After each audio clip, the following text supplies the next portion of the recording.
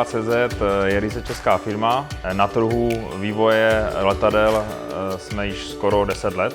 Za tu dobu se nám podařilo vlastně vyrobit první sérii letadel Elf Spirit.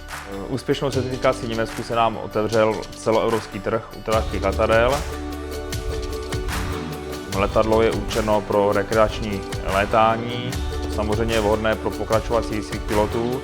Díky tomu, že letadlo je vybaveno řízením pomocí slajsticků a zatahovacím podvozkem, je to ideální předtyp před vstupem do vyšší kategorie letadel. Naše letadlo je unikátní nejen eliptickým půdorysem křídel, ale i instalovanými sloty na náběžné hraně křídla, které umožňují, že letadlo je excelentně ovladatelné při všech kritických režimech letu.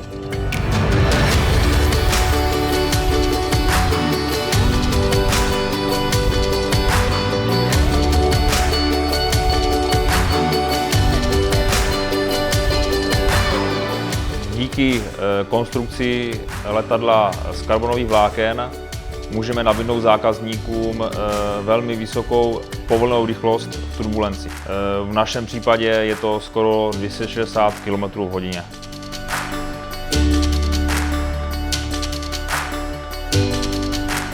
Elf Spirit je primárně konstruováno na vzletovou hmotnost 600 kg.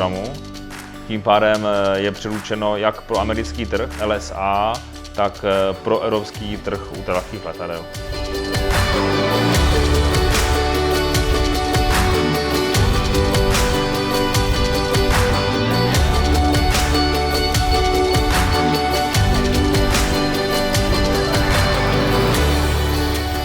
Letadlo nabízíme z motory Dotax a na přání zákazníků je možné instalovat motor například belgické firmy Wellpower, o který je velký zájem v Americe, nebo samozřejmě Lycoming. V letadle je standardně instalován záchranný padákový systém, který umožní záchranu osádky od výšky cca 150 metrů.